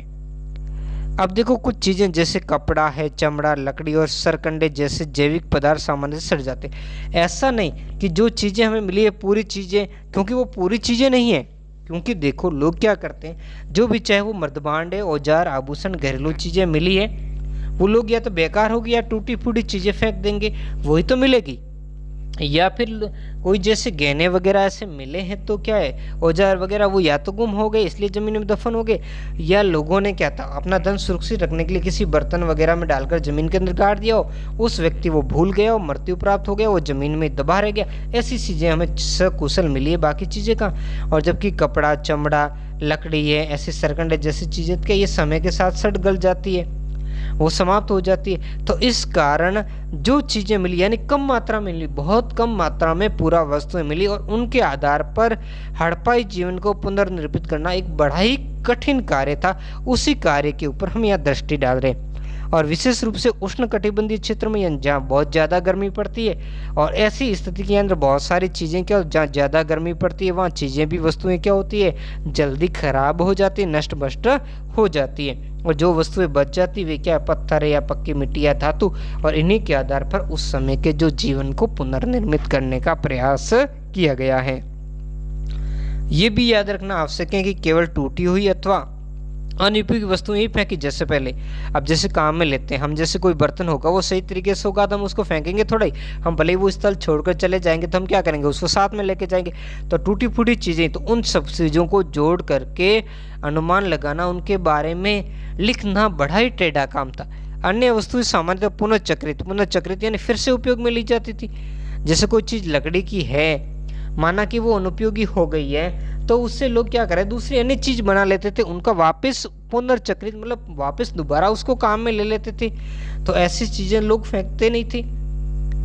परिणाम स्वरूप जो बहुमूल्य वस्तु अक्षत यानी सही अवस्था में मिली है, जिसमें टूट फूट नहीं है, मिलती है, या तो वे अतीत में खो गई मतलब गुम हो गई, या फिर संचयन यानी लोगों ने क्या किया, उनको संग्रहित किया। संचयन क्या, इसको कमेंट करके बताइए, इसके बारे में हमने पहले के पार्ट में देख चुके हैं। के पश्चात कभी दोबारा प्राप्त नहीं की गई, यानी लोगों ने जमीन के अंदर डाला, भूल गए, संबंधित व्यक्ति ने अगले वाले को बताया नहीं, या फिर वो खुद भी भूल गया। ऐसी वस्तुएं खुदाई से मिलती। अन्य शब्दों में कुछ खोजे प्रारूपिक की बजाय क्या है, संयोगिक। अब एक शब्द यहाँ है प्रारूपिक, इस शब्द को हम समझने का प्रयास करेंगे कि आखिर ये शब्द क्या है। अब देखो प्रारूप का मतलब है जो गुण या स्वरूप आदि में क्या होता है, अपने वर्ग की समस्त विशेषताओं से युक्त होता था, अपनी जाति या वर्ग के प्रतिनिधि का क्या करता हो, कार्य करता हो, तो उस चीज को हम प्रारूपिक कहेंगे। तो ऐसी चीजें तो क्या थी, समय के साथ में क्या होती, नष्ट हो गई थी, तो इस तरीके से रखा नहीं था। यानी क्या था, ये वस्तुएं लोगों ने क्या किया था, कोई उनको जो उनकी गुण या स्वरूप या उनकी जो वर्ग है या उनकी जाति का जो प्रतिनिधि का कार्य करता हो, ऐसी चीज़ें तो उन्होंने क्या की थी, संग्रहित करके नहीं रखी थी। ये तो कभी चीज़ें क्या थी, संयोग से मिल जाती हैं, जो लोगों ने ज़मीन में दबाई या फिर बाद में भूल गए, और वही चीज़ें हमें क्या है, देखने को बाद में प्राप्त होती है। या फिर वैसी चीज़ें जो अनुपयोगी थी तो लोगों ने उसको क्या कर दिया, वहाँ फेंक दिया हो, तो ये संयोग से ही हमें प्राप्त होती है। अब देखते हैं अगला जो इसका सब पॉइंट है, वो सब पॉइंट को हम देखने का क्या करेंगे, प्रयास करेंगे, और उसमें क्या है, खोजों का वर्गीकरण कैसे करेंगे, इनका क्लासिफिकेशन कैसे करेंगे। पूरा वस्तुओं की पुनः प्राप्ति पुरातात्विक उद्यम का आरंभ मात्र है। कैसा है, पुरातात्विक जो उद्यम है उसका क्या है, आरंभ ही, यानी उसकी शुरुआत ही मात्र है। इसके बाद पुरातत्वविद अपनी खोजों को वर्गीकृत करते हैं, इसको अलग अलग करते हैं, इसको बांटने का काम करते हैं। वर्गीकरण का एक सामान्य सिद्धांत प्रयुक्त पदार्थों में, यानी कैसे प्रयुक्त होता है पदार्थों के अंदर, जैसे पत्थर होता है, मिट्टी होती है, धातु होता है, अस्थि, अस्थि मतलब हड्डी, और हाथी दांत आदि के संबंध में होता है। तो इनको कैसे रहा, पहले भी जैसे हमने देखा जॉन मार्शल ने क्या किया, पत्थर की चीज़ें अलग कर दी, मिट्टी की चीज़ें अलग, धातु की अलग, अस्थि हड्डियाँ थी तो उसको अलग जगह एकत्रित कर दिया। तो इस तरीके से हाथी दांत की वस्तु तो उनको अलग जगह एकत्रित कर दिया, या अलग कटोरा या कोई पात्र वगैरह जिसमें भी था, जैसा भी था, उनको अलग कर दिया। तो इस तरीके से उन्होंने वर्गीकरण कर दिया। इसी कारण जो स्त्रीकरण था वो स्त्रीकरण की अवहेलना हो गई। दूसरा कैसे करते हैं वर्गीकरण, अधिक जटिल होता है जो पहले का, उसकी उपयोगिता के आधार, किस वस्तु की क्या उपयोगिता थी, उसका क्या प्रयोग लेते थे लोग, उसके आधार पर उसको बंटवारा। पुरातत्वविदों को ये तय करना पड़ता था कैसे, कि उदाहरण कोई पूरा वस्तु एक औजार है या एक आभूषण। जैसे कोई वस्तु मिल गई है तो उस वस्तु को क्या करेंगे, अब वो धातु की है, अब वो क्या था, उसको लोग औजार के रूप में प्रयोग करते थे, या उस लोग को आभूषण यानी अपने को श्रृंगार के लिए, या फिर दोनों ही रूप में, आभूषण के रूप में भी प्रयोग करते होंगे या औजार के रूप में भी प्रयोग करते होंगे, या फिर उनका अनुष्ठानिक प्रयोग करते होंगे, है ना, यानी विभिन्न प्रकार के अनुष्ठान जो धार्मिक प्रयोजन के लिए या किसी अंधविश्वास वगैरह से संबंधित किए जाते होंगे, उनसे संबंधित होंगे। तो इसके बारे में कोई निश्चित मत नहीं है। किसी पूरा वस्तु की उपयोगिता की समझ अक्सर आधुनिक समय में, आधुनिक मतलब वर्तमान समय के अंदर जो प्रयुक्त वस्तु, यानी वर्तमान समय में जिस वस्तुओं का हम प्रयोग करते हैं उनकी समानता क्या था। जैसे मन के वर्तमान में भी क्या करती हैं महिलाएं या पुरुष वगैरह, क्या करते हैं अपने शरीर को सजाने संवारने में प्रयोग करते हैं, उसी आधार पर वो करते हैं। जैसे चक्कियाँ वगैरह आटा पीसने वगैरह के काम लेते हैं और किसी, तो वैसे उसके आधार पत्थर के फलक हैं, पात्र यानी बर्तन वगैरह हैं, तो उनके आधार पर करते हैं। लेकिन फिर भी ये सही वर्गीकरण नहीं है, क्योंकि समय के साथ में इंसान की उपयोगिता और उससे संबंधित जो वस्तुएं उनमें क्या होता है, बदलाव आता रहता है। तो इसी कारण ये एक व्यवहारिक चीज नहीं है, लेकिन फिर भी इस तरीके से स्त्रीकरण अपने वर्गीकरण किया गया। पुरातत्वविद किसी पुरा वस्तु की उपयोगिता को समझने का प्रयास उस संदर्भ के परीक्षण में के माध्यम से भी करते हैं जिससे वो मिली थी। अब जैसे कैसे, अब वो वस्तु क्या वो घर में मिली है, तो घर में अगर वो वस्तु मिली है तो घरेलू काम में प्रयोग ली जाती होगी, चाहे वो कोई औजार हो। जैसे औजार घर के अंदर रसोई घर में मिल गया तो हो सकता है कि वो औजार होगा। अगर वो किसी ऐसा उनको लगता था वो रहने वाला रूम था तो उसमें मिला तो वो आभूषण के लिए प्रयोग होता होगा, या किसी नाले में मिला हो तो उसकी भी अलग, या किसी कब्र में मिला हो तो उसकी भी अलग उपयोगिता, या फिर वो किसी भट्टी में मिला हो। तो ये इस आधार पर उन वस्तुओं का वो अलग अलग क्या करते थे, बंटवारा कर देते थे, उनका वर्गीकरण करते हैं। कभी कभी पुरातत्वविदों को अप्रत्यक्ष साक्ष्यों का भी सहारा लेना, ये तो प्रत्यक्ष कुछ अप्रत्यक्ष। उदाहरण के लिए जैसे यहाँ दिया है, हालांकि कुछ हड़प्पा स्थलों से कपास के टुकड़े मिले, जैसे मोहनजोदड़ो से मिला है ना, थोड़ा बहुत ऐसे कालीबंगा से भी इसके साक्ष्य मिले, पर पहनावे के विषय में जानने के लिए हमें अप्रत्यक्ष साक्ष्यों जैसे मूर्तियों पर निर्भर रहना। अभी मैं आपको बताऊंगा, इसमें हमने पूर्व में देखा था, जैसा कि इस मूर्ति को देखिए, हमने पूर्व में भी देखा था, एक पुरोहित राजा की मूर्ति है। तो ऐसी जो मूर्तियां, जैसे इसके ऊपर ये एक कपड़े का ही साक्ष्य जो एक तिब्बतीय साल जैसी ओढ़ी हुई है, इसको ध्यान रखना, ये जो पुरोहित राजा वाली कल्पना आगे बढ़ेंगे वो इसी से ही निकली है। ऐसी कुछ चीजें हम आगे भी देखते रहेंगे। पुरातत्वविदों को संदर्भ की रूपरेखा को क्या करना था, रूपरेखाओं को विकसित करना पड़ता, विभिन्न प्रकार की जो संदर्भ की रूपरेखाएं उनको तैयार करना पड़ता था कि वो कैसे होगा, किस तरीके से उसको अगले चीज से संबंधित होगा, कैसे उसका वर्गीकरण होगा। यानी वो चीज जो मिली है वो परिस्थिति जिसमें कोई घटना घटी हो उससे कैसे संबंधित थी, तो उससे क्या करना पड़ेगा, उसकी रूपरेखा इनको बनानी पड़ती थी।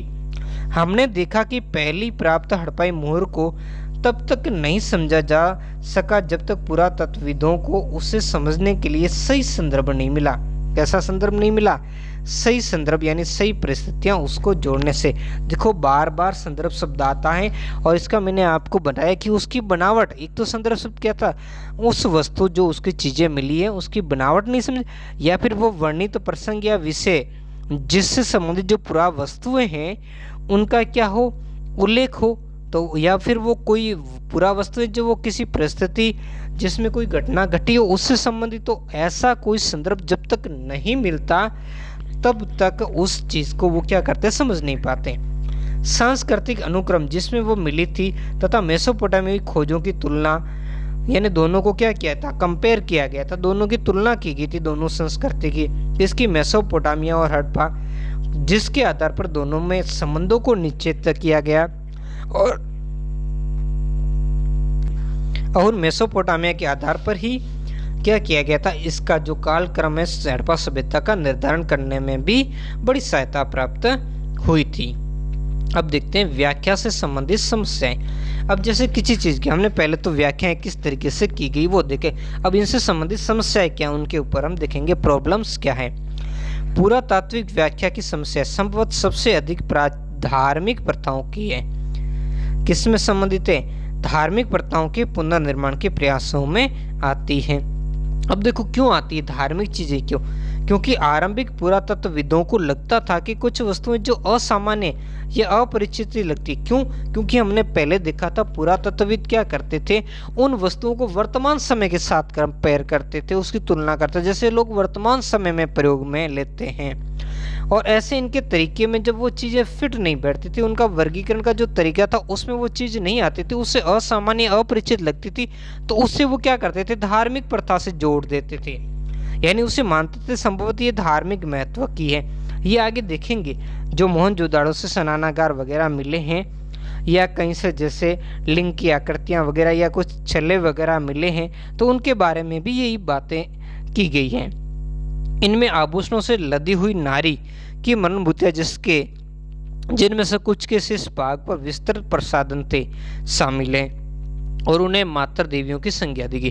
प्रसाधन का मतलब जो सौंदर्य की जो वस्तुएं, जैसे ये मूर्ति, इसी के बारे में बात हो रही है। इसके ऊपर देखेंगे ये सर के ऊपर जैसे मुकुटनुमा ये पहना हुआ है, तो ये कोई, इससे ये अनुमान लगा ये कोई सामान्य औरत नहीं है, या तो ये कोई रानी रही होगी या फिर ये कोई देवी रहेगी, मातृ देवी रही होगी। जैसे वर्तमान में भी आप देखते हैं जैसे देवियों की आकृति, तो उसमें भी देखते हैं कि देवियों के सिर पर मुकुट होता है, तो वैसे इसके ऊपर मुकुट वगैरह, यहाँ पर आप देख सकते हो अलग अलग प्रसाधन है, या ये अलग अलग टाइप के बहुत सारे ये गहने पहने हुए, और कमर में ये कमर जो पट्टा है, एक कमर पट्टा या कमरबंद नाम का, जैसे वर्तमान में भी औरतें ये पहनती है, लेकिन उनसे ये कुछ अलग टाइप का है।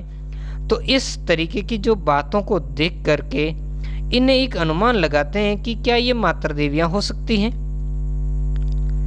पुरुषों की दुर्लभ पत्थर से बनी मणिमूर्तियां, जिनमें एक लगभग मानवीकृत मुद्रा में एक हाथ घुटने पर रखकर बैठा हुआ दिखाया गया था, वैसे ये मूर्ति यहाँ पर है, ये वाली, ठीक है, जो योगी की मूर्ति मिली जिसमें ये हाथ घुटनों पर रखकर योगी के जैसा दिखाया गया है। और एक मैंने अभी आपको कुछ समय पूर्व दिखाई थी जो कि पुरोहित राजा की मूर्ति थी, को भी इसी प्रकार वर्गीकृत किया गया। अन्य दृष्टांतों में संरचनाओं को आनुष्ठिक महत्व का माना गया, यानी जो भी अलग दिखती थी असामान्य, तो उन्हें आनुष्ठिक महत्व का मान लिया।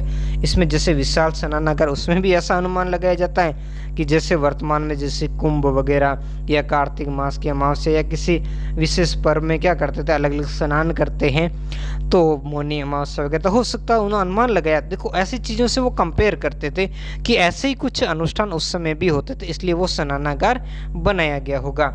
ऐसे ही कालीबंगन और लोथल से मिली कुछ वेदियाँ, यज्ञ वेदियाँ जो मिली, उसके आधार पर अग्नि पूजा या यज्ञ पूजा जैसे साक्ष्य या उससे संबंधित जो चीज़ें हैं वो हो, क्योंकि उस समय के लोग भी कि ये पूजा वगैरह किया करते थे। मोहरे जिनमें कुछ पर संबद्ध अनुष्ठान के दृश्य भी बने, यानी उनके चित्र भी बने, के परीक्षण से धार्मिक आस्थाओं और प्रथाओं को पुनर्निर्मित करने का प्रयास किया गया। कुछ अन्य जिन पर पेड़ पौधे उत्कीर्ण है ना, ऐसे एक जो उर्वरता देवी की मूर्ति जिसमें एक स्त्री के जो गर्भ है उस गर्भ से एक पौधा निकलता हुआ दिखाया गया। कुछ ऐसी मूर्तियां हैं जिनको क्या एक पेड़ों के बीच में दिखाया गया है, और कुछ मानव आकृतियां उनकी पूजा कर रही है। तो इस तरीके की, इसके बारे में थोड़ा आपको ज़्यादा डिटेल से देखना तो मैंने कक्षा 12 की जो राजस्थान बोर्ड वाली प्लेलिस्ट बनी उस पर जाकर आप थोड़ा इसके बारे में अलग से भी देख सकते हो। वहाँ धार्मिक जीवन के ऊपर मैंने पूरा अच्छी तरीके से समझाया हुआ है। मान्यता अनुसार प्रकृति की पूजा का संकेत, यानी लोग क्या करते थे, प्रकृति पूजक हुआ करते थे। मोहरों पर बनाए गए कुछ जानवर जैसे कि एक सींग वाला जानवर जिसे आमतौर पर एक श्रृंगी कहा जाता, कल्पित। अब देखो मैं आपको यहाँ पर कल्पित का मतलब ये कल्पना, वास्तव में ऐसा जानवर कहीं मिला ही नहीं, और संश्लिष्ट है, यानी कई कहते हैं ये कल्पना की गई है, ऐसा कोई जानवर मिला नहीं है, न प्राचीन समय में कोई ऐसा साक्ष्य मिला नहीं बाद में। तो या तो ये कल्पना थी लोगों की, संश्लिष्ट यानी हो सकता है कि बहुत सारे जानवरों को मिलाकर इसको बनाया गया हो, तो ऐसा भी लगता है। जैसा कि मैंने पूर्व में भी आपको दिखाया, आज इसको और देख लेते हैं। ये वाला है, ये एक श्रृंगी, तो इसी को ये जैसे एक सींग है, तो इसमें कुछ कहा है कि उन्होंने ये कल्पना है, ऐसा कोई जानवर था नहीं। और हो सकता है कुछ जैसे घोड़ा है, कुछ आकृति घोड़े से मिलती, कुछ वर्षभ से मिलती है, तो उनके आधार पर जिसको यूनिकॉर्न के नाम से जाना जाता, तो इसी आधार पर इसको क्या किया गया, निर्मित। संश्लिष्ट का मतलब है एक नहीं, एक से ज़्यादा जो जानवर है उन जानवरों की विशेषताओं को लेकर इसका निर्माण किया गया होगा। या फिर ये वर्तमान समय के अंदर जैसे देवताओं के लिए जो वाहन होते हैं उनमें कुछ विशेषताएं लिए, तो हो सकता है विशिष्ट प्रतीक के रूप में भी उस समय इसका प्रयोग किया जाता होगा। अब जो अगली बात देखेंगे वो इससे भी बड़ी महत्वपूर्ण है। कुछ मोहरों पर एक आकृति जिसे पालथी मारकर, ये चित्र में इसको पूरा आपको दिखाऊंगा, मारकर योगी की मुद्रा में दिखाया गया, और कभी कभी जिसे जानवरों से घिरा दर्शाया गया, और इसे आदि शिव का मतलब है जो हड़प्पाई शिव, यानी आद्य समय का जो शिव है उसकी बात की गई।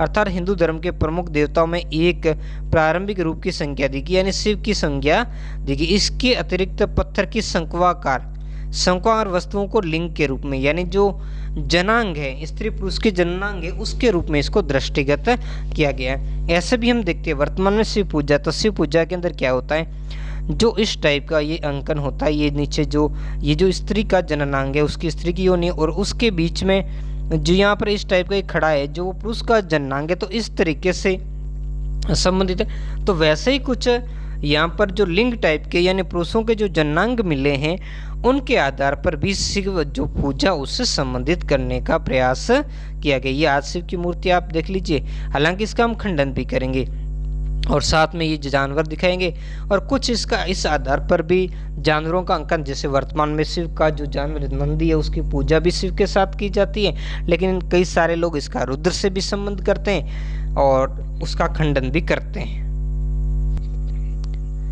हड़प्पाई धर्म के कई पुनर्निर्माण इस अनुमान के आधार पर, देखो हम अनुमान आया है, यानी केवल हम अनुमान लगा सकते हैं, केवल निश्चित नहीं कह सकते हैं कि आरंभिक और बाद की परंपराओं में समानताएं होती है, और इसी समानताओं के आधार पर इसको जो यहाँ पर योगी को आदि शिव की संज्ञा दी गई है, और जो लिंग की आकृतियां मिली उससे भी शिव पूजा से उसको जोड़ा गया है। ऐसा इसलिए होता है क्योंकि अधिकांश पुरातत्वविद ज्ञात से अज्ञात की ओर, यानी ज्ञात या जिस चीज़ के बारे में वो जानते हैं उससे जिस चीज़ के बारे में नहीं जानते उसकी तरफ बढ़ते हैं, अर्थात वर्तमान से अतीत की ओर जाते हैं, यानी वर्तमान चीज़ों को अतीत के साथ में जोड़ने का प्रयास करते हैं। हालांकि ये नीति पत्थर की चक्कियों और पात्रों के संदर्भ में युक्त यानी सही हो सकती है, लेकिन धार्मिक प्रतीकों के संदर्भ में ये अधिक संदिग्ध रहती, यानी उतनी सही नहीं हो सकती, क्योंकि धार्मिक जो प्रतीक होते हैं वो समय के साथ बदलते रहते हैं। आप देखते हैं कुछ दशकों में भी वो ऐसे धार्मिक चीज़ें बदल जाती हैं, तो इतने एक लंबे समय की चीज़ों को वर्तमान समय के साथ में तुलना करना एक सही नहीं होगा। उदाहरण के लिए आइए हम आदि शिव मुहूर्तों को देखते हैं और इस सबसे प्रारंभिक धार्मिक ग्रंथ ऋग्वेद, जिसका जो रचनाकार ऋग्वेद का समय कब है 1500 से 1000 ईसा पूर्व के बीच में रुद्र नामक एक देवता, ये ध्यान रखना इसको किससे संदर्भित किया गया, रुद्र नामक एक देवता का उल्लेख मिलता है जो बाद में। अब इससे पहले हम आगे देखेंगे, उससे पहले यहाँ लिंग शब्द का यहाँ अर्थ है उसको देख लेते हैं। लिंग उस परिष्कृत पत्थर को, यानी अच्छी तरीके से उस पर घिसकर चिकना किया तो पत्थर को कहते हैं, जिसकी पूजा भगवान शिव के रूप में की जाती है। जो क्या था, बाद की पौराणिक परंपराओं में शिव के लिए प्रयुक्त एक नाम था। जो रुद्र नाम बाद में शिव के लिए ही प्रयोग होता है, जिसमें बाद में 3 देव हो जाते, ब्रह्मा, विष्णु और महेश, और यही महेश या इसी को शिव, और जो रुद्र है वो भी इसी से ही नाम जोड़ा जाता जो ऋग्वेदिक काल में थे।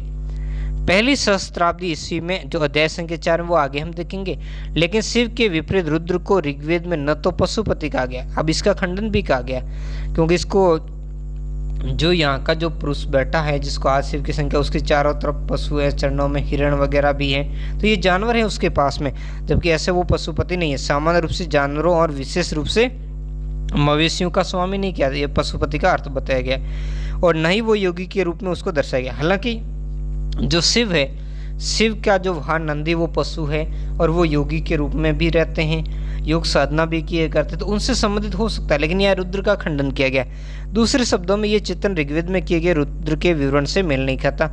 फिर क्या ये कोई समन था? अब देखो समन क्या, अभी हम देखेंगे साइड में, जैसा कि कुछ विद्वानों ने सुझाया। अब समन क्या यहाँ आया हुआ दिया हुआ, समन वे महिलाएं या पुरुष होते हैं जो जादुई या इलाज करने की शक्ति होने के साथ दूसरी दुनिया से संपर्क साधने के सामर्थ्य का दावा करते हैं। यानी उन्होंने कहा था कि ये ऐसा व्यक्ति हो सकता है, जैसे वर्तमान के अंदर हम देखते हैं जो भोपे वगैरह या तांत्रिक वगैरह लोग होते हैं, झाड़ फूक वाले, वो ऐसी बात करते हैं। हो सकता है उन्होंने कहा कि ऐसे लोग होंगे जिनको एक समन नाम से जाना गया, जो एक विशेष जादू टोने के द्वारा या किसी मंत्र आदि के द्वारा इलाज करने की शक्ति, और उस मंत्र आदि के द्वारा दूसरी दुनिया से जो संपर्क स्थापित करने का क्या करते थे, अपना दावा करते थे कि हमारे अंदर। ये जो यहाँ पर फोटो में यही दिए गए जो लिंग है, ये मोहर है या लिंग, इसके ऊपर बताया गया। तो देखो ये दो देखेंगे तो यहाँ से तो आपको कुछ जो वर्तमान जैसे शिवलिंग के अंदर तो उसी तरीके, लेकिन ये चीज़ें आप जब देखोगे तो आपको किसी खेल में प्रयुक्त जो मोहरें आपको जैसी दिखेगी आपको। यहाँ हम साइड में इसकी कोटेशन पहले पढ़ लेते हैं, फिर इधर साइड का देखेंगे। यहाँ पूरा इसके बारे में बताया भी गया है कि सबसे आरंभिक उत्खनकों में से एक में के इन पत्थरों के विषय में ये कहते हैं, क्या कहते हैं कि लाजवंत मणि जेस्पर या चार्ल्स सेडिन से तथा अन्य पत्थरों से बने छोटे आकार के शंकुओं को सुंदरता से तराशे और तैयार किए गए, जो 2 इंच से भी कम ऊंचाई के, जो इसे इन्होंने क्या कहा, ये लिंग माना जाता है। इनको क्या माना गया, लिंग। तो दूसरी तरफ ये भी संभव है इनका प्रयोग पट्टों पर खेले जाने, कई सारे ऐसे खेल होते हैं जो वर्तमान में भी होते हैं, जैसे वर्तमान शतरंज जैसे खेलते, तो ऐसे और भी खेल होंगे उसमें, उन खेलों में किया जाता होगा। जैसा कि अर्नेस्ट जो मेके, उन्होंने अपनी पुस्तक अर्ली इंडस सिविलाइजेशन 1948 में उद्धृत किया है। अब थोड़ी इस चीज को देख लेते हैं, ये चीज क्या है। इतने दशकों में हुए पुरातात्विक कार्यों की क्या उपलब्धि थी, यानी किसी निश्चित मत पर नहीं पहुंच पाए, सिर्फ अनुमानों के आधार पर ही जो बातें की। तो हालांकि अनुमानों के आधार पर भी काफ़ी कुछ जानने का प्रयास इसमें हुआ है। फिर क्या कहा है, हड़प्पाई अर्थव्यवस्था के बारे में अब हमारी जानकारी कुछ बेहतर है, क्योंकि काफ़ी सारी चीज़ें हमें मिली है उससे। व्यापार के बारे में मेसोपोटामिया के साथ में भी इसको संबंधित किया गया, क्योंकि मेसोपोटामिया के अंदर जो लिपि उसको पढ़ा भी गया, इसकी व्यापारिक साक्ष्य भी मिले, तो इससे अर्थव्यवस्था के बारे में काफ़ी अच्छी जानकारी हमें मिलती है। हम सामाजिक भिन्नताओं की गुत्थी सुलझाने में भी समझ रहे किस तरीके से सामाजिक विभेद होता था। हालांकि उतना नहीं था जितना मेसोपोटामिया के अंदर सामाजिक विभेद हमें यहाँ देखने को मिलता है। परिवार जैसे मात्र सत्तात्मक होता था, तो ऐसी काफ़ी चीज़ें हमें यहाँ देखने को मिलती हैं। और सभ्यता की कार्य प्रणाली के विषय में भी हमारी जानकारी पहले के मुकाबले काफ़ी कुछ बढ़ी है। सच में ये स्पष्ट नहीं है कि लिपि पढ़े जाने की स्थिति में हम और कितना जान पाते। अगर लिपि पढ़ी जाती तो और ज़्यादा जान पाते या नहीं पाते, ये तो भविष्य की बात है जब तक लिपि पढ़ी। यदि एक द्विभाषी अभिलेख मिलता तो हड़प्पाई निवासियों द्वारा बोली जाने वाली भाषाओं के विषय में प्रश्नों पर संभवतः विराम लग जाता, क्योंकि अगर ऐसा मिलता, जैसे हम देखते हैं मेसोपोटामिया या मिस्र की सभ्यता की लिपि को क्यों पढ़ा गया? क्योंकि वहाँ से एक नहीं 3 लिपियों के अंदर क्या हुआ है, 3 लिपि 7 का भी मतलब पहले एक लिपि में लिखा गया, फिर उसका 2 अन्य लिपियों में उसी चीज़ का अनुवाद किया गया, जिसमें से इन तीनों में से एक लिपि को पढ़ लिया गया। तो इसके आधार पर उस पुराने जो लिपि है तो उन लिपियों के बारे में भी जानकारी हो गई और उनको भी पढ़ लिया गया। अगर ऐसा ही द्विभाषी अभिलेख कोई हड़प्पा सभ्यता का भी अगर अभी तक मिला नहीं, अगर मिल जाता या और भविष्य में मिलेगा तो उसके आधार पर इस हड़प्पाई लिपि को भी पढ़ा जा सकेगा। जैसे अगर मेसोपोटामिया के साथ संबंध इसके थे तो इन दोनों के बीच में इन भाषा का अगर कोई ऐसा अभिलेख मिल जाए तो यहाँ की लिपि को भी पढ़ लिया जाए। अब कुछ और भी चीज़ें जिनके आधार पर भी काफ़ी सारे यहाँ क्वेश्चन है, उन्हीं क्वेश्चन को आपके जिज्ञासा उत्पन्न करने के लिए ये दिया गया कि विद्यार्थी आखिर क्या विचार कर सकता है इनसे। कई पुनर्निर्माण अभी भी संदिग्ध, यानी कोई सारी चीज़ें पुनर्निर्माण यानी जो अनुमान के आधार पर बताया गया है वो संदिग्ध बने हुए, यानी उनके बारे में निश्चित हम नहीं कह सकते। जैसे क्या विशाल स्नानागार एक आनुष्ठानिक संरचना थी या कुछ और था, तो इसके बारे में हम नहीं कह सकते। जैसा कि इसको एक पवित्र जो जल स्नान है या जल पूजा है, इसकी पवित्रता के बारे में बात की जाती, क्या वास्तव में यही था या फिर लोग केवल नहाने के लिए इसको प्रयोग करते होंगे, या फिर जो नगर के अंदर जो सार्वजनिक प्रणाली का एक हिस्सा थी, तो इसके बारे में हम कुछ नहीं कह सकते जो प्रमाणिक हो। साक्षरता की बात, क्योंकि यहाँ बड़ी संख्या के अंदर लिपि मिली, मोहरें वगैरह पर इसके लिपि के साक्ष्य मिले, क्या यहाँ के सभी लोग पढ़े लिखे थे या कुछ ही लोग पढ़े लिखे थे और अधिकतर लोग निरक्षर थे, तो इसके बारे में भी हमें कुछ ज़्यादा जानकारी नहीं मिली। हड़प्पाई कब्रिस्तानों में सामाजिक भिन्नताएं कम क्यों दिखाई पड़ी? जैसा मिस्र और मेसोपोटामिया में होता है, वहाँ जैसे समृद्ध लोगों के साथ बहुमूल्य वस्तुएं वगैरह दफनाएं मिलती है, सामान्य लोगों के साथ ऐसा नहीं, कब्रों के आकार और तरीके में भी अंतर होता है, तो वैसा यहाँ नहीं है क्योंकि यहाँ इतनी सामाजिक जो भिन्नताएं नहीं पाई जाती है। तो इससे भी ये पता ज़्यादा नहीं चल पाता है कि यहाँ ऊंच नीच की भावना थी या नहीं थी। स्त्री पुरुष संबंधों से जुड़े प्रश्न भी अनुत्तरित थे, यानी उसके कोई उत्तर नहीं। स्त्री पुरुष के संबंध कैसे रहेंगे, पुरुष की स्थिति क्या थी, स्त्रियों की स्थिति क्या थी, पुरुष क्या कार्य करते थे, स्त्रियाँ क्या कार्य करती थी, तो उसके बारे में कोई अब तक ये सारे अनसुलझे प्रश्न हैं। क्या महिलाएं मर्दबान यानी मिट्टी के बर्तन बनाती थी या फिर वो क्या केवल मिट्टी के बर्तनों को रंगने का काम करती, जैसे वर्तमान में हम देखते हैं स्त्रियां मिट्टी के बर्तन तो नहीं बनाती लेकिन उनको रंगने का काम करती है, और जैसे आजकल ऐसे करती है। और दूसरे शिल्पियों के क्या कार्य थे, इसके अलावा जैसे मर्दबान के अलावा और भी जो शिल्प कार्य हमें मिला तो वो शिल्पी क्या क्या कार्य करते होंगे। और वैसे भी हम देखते हैं, जैसे मैं एक देख कर आया था छत्तीसगढ़ के अंदर, जैसे दुर्ग के अंदर जो दुर्ग डिस्ट्रिक्ट है उसके अंदर महिलाएं, जैसे वहाँ पर जो बैलगाड़ियाँ होती है उसके अंदर लकड़ी के टायर होते हैं, ऐसे और भी जो स्टेट के अंदर हो सकता है तो वहाँ महिलाएं काम करती, तो क्या ऐसा हो सकता था। नारी की मणिमूर्तियों का क्या उपयोग होता था, क्योंकि बड़ी संख्या के अंदर नारी की जो मिट्टी की मूर्तियाँ मिली है, आखिर उनका उपयोग क्या था, किस लिए इतनी सारी जो केवल महिलाओं की इतनी सारी मूर्तियाँ क्यों बनाई गई, पुरुषों की इतनी क्यों नहीं बनाई गई। तो ये भी सारे, क्या इसका कुछ अलग ही उपयोग होता था, क्या समाज मात्र सत्तात्मक रहा होगा या फिर समाज के अंदर केवल जो मात्र शक्ति की ही पूजा होती थी। तो ये कुछ अनसुलझे प्रश्न हैं।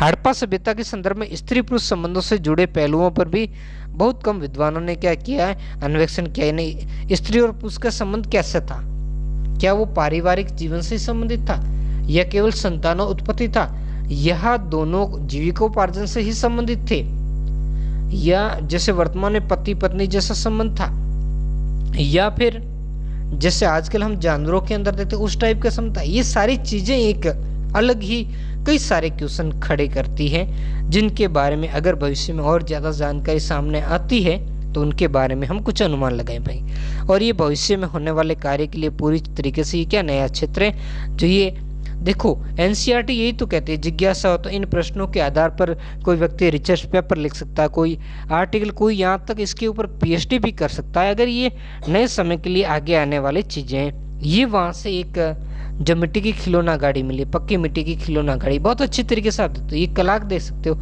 या ये बैल जुड़े हुए हैं या कुत्ते, ये तो स्पष्ट नहीं है, लेकिन इस तरीके से साक्ष्य, यहाँ पीछे एक आकृति बनी है, इसकी गोद में क्या बच्चा है या क्या कुछ और है, इसके बारे में भी हम साक्ष्य अधिक पढ़ेंगे। ये पुरुष की आकृति या महिला की, यानी उस समय के लोग पहिए से वगैरह, तो ये सारी चीज़ जब ऐसे लोग प्रयोग करते होंगे ना, यातायात के लोग और व्यापार के लोग बैलगाड़ियों का भी प्रयोग करते होंगे।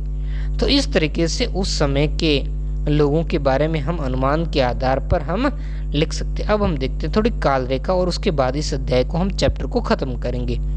यहाँ 2 काल रेखा, इसमें काल रेखा संख्या पहली पढ़ेंगे जिसमें आरंभिक भारतीय पुरातत्व के प्रमुख कालखंड। देखो 20 लाख वर्ष यानी वर्तमान से 20 लाख वर्ष पूर्व जिस काल को हम निम्न पूर्व पाषाण, वैसे हम देखते हैं पाषाण काल तो ऐसे तो अलग, पाषाण काल को भी अलग अलग काल के अंदर बांटा जाता है ना। तो जैसे पूरा पाषाण काल, मध्य पाषाण काल, नव पाषाण काल, फिर पूरा पाषाण काल को भी 3 भागों में, जिसमें एक जो आज से हम देखते हैं कि 20 लाख वर्ष पहले का समय उसको पूरा पाषाण काल, और उसके बाद में 20 लाख वर्ष से लगाकर 80,000 वर्ष का जो समय उसे उच्च पूरा पाषाण काल के नाम से, फिर 80,000 से लगाकर 35,000 का जो समय है उसे उच्च पूरा पाषाण काल की, और फिर 35,000 से 12,000 वर्ष का समय उसे मध्य पाषाण काल के नाम से हम जानते हैं, और 12,000 से 10,000 वर्ष का जो ईसा पूर्व का समय है या वर्ष पूर्व का समय उसे हम नव पाषाण काल या नव पाषाण युगीन क्रांति भी कहते हैं, जिसमें आरंभिक कर सके यानी इसमें खेती की शुरुआत होती है, पशुपालक होते हैं लोग, और 10,000 से 6,000 वर्ष पहले का जो समय इसे ताम्र पाषाण काल का समय, यानी इस समय तांबे का पहली बार प्रयोग होता है। और इस समय ताम्र पाषाण काल इसलिए कि लोग तांबे और पाषाण यानी पत्थर के औजार वगैरह का प्रयोग करते थे। फिर 6,000 से 2600 ईसा पूर्व हड़प्पा सभ्यता, हड़प्पा सभ्यता की शुरुआत ही 2600 ईसा पूर्व से होती है और 1900 ईसा पूर्व तक ये रहती है। फिर 2600 ईसा पूर्व से लगाकर 1000 ईसा पूर्व तक ये जो समय, या 2600 नहीं हम 1900 कहेंगे, 1900 ईसा पूर्व से 1000 ईसा पूर्व, ये आरंभिक लोह काल का समय था, जिसमें काफ़ी सारे जो क्षेत्र के अंदर भारतीय उपमहाद्वीप में लोहे की क्या हो जाती, खोज हो जाती है। और ये आर्य सभ्यता का जो समय था जिसमें आर्य लोगों ने क्या किया था, लोहे के द्वारा ही किया था, इस क्षेत्र के अंदर अन्य लोगों को खदेड़कर अपनी सभ्यता का विकास किया था। और इसी समय महापाषाण समाधान, ये जो बड़ी बड़ी पाषाण की समाधियाँ ये दक्षिण भारत के अंदर हमें मिली हैं। फिर 600 ईसा पूर्व से 400 ईसा पूर्व का आरंभिक ऐतिहासिक काल जो हम महाजनपद काल के नाम से जानते हैं। यहाँ लिखा हुआ कि सभी तिथियां अनुमानित है, यानी यहाँ अलग अलग बुक्स में अलग अलग मिल सकती है। इसके अतिरिक्त उपमहाद्वीप के अलग अलग भागों में हुई विकास की प्रक्रिया में व्यापक विविधता यानी अलग अलग प्रकार की है। वहाँ यहाँ दी गई तिथियां हर शरण में प्राचीनतम साक्ष्य को अंकित करती है। मतलब केवल यही नहीं, इससे आगे पीछे भी थोड़ा समय हो सकता है, ये केवल अनुमानित थे। अब हम देखते हैं दूसरा इसका काल रेखा, दूसरी हड़प्पाई पुरातत्व के विकास के जो प्रमुख चरण है उससे संबंधित है। उसमें क्या है, 1875 में यानी 19वीं सदी का जो अंतिम जो समय था उसके अंदर तो हड़प्पाई मोर इस समय कनिंघम को रिपोर्ट की जाती है। हड़प्पाई मोर पर कनिंघम की जो रिपोर्ट जो हमने पूर्व पढ़ी वो आती है 1921, फिर 20वीं शताब्दी की बात होती है। माधव स्वरूप वत्स द्वारा हड़प्पा में उत्खनन प्रारंभ होता है।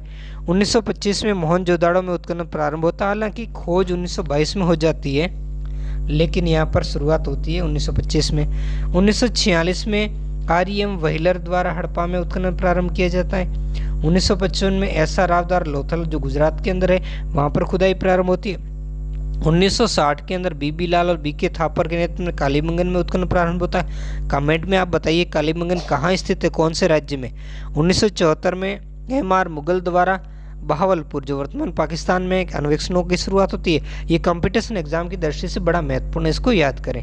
1980 में जर्मन इतालवी संयुक्त दल द्वारा मोहनजोदाड़ो में सतह अन्वेषण जो 7 तरीके के सतह मिली, 7 स्तर मिले, उनका काम किया जाता है, उनका अन्वेषण प्रारंभ होता है। 1986 में अमेरिकी दल द्वारा हड़प्पा में उत्खननों को प्रारंभ किया जाता है, उसकी शुरुआत होती है। और 1990 में यानी 20वीं शताब्दी के अंतिम दशक के अंदर R.S. विष्ट द्वारा धोलावीरा का उत्खनन प्रारंभ होता है। तो ये था इसका कालक्रम और आज का आपका चैप्टर है, ये तो हमने पूर्व देख चुके हैं। और इधर साइड में प्रश्न है, इन प्रश्नों के लिए भी मैं अलग से वीडियो बनाऊंगा और उसमें इनका उत्तर देने का आपको पूरा प्रयास करूंगा।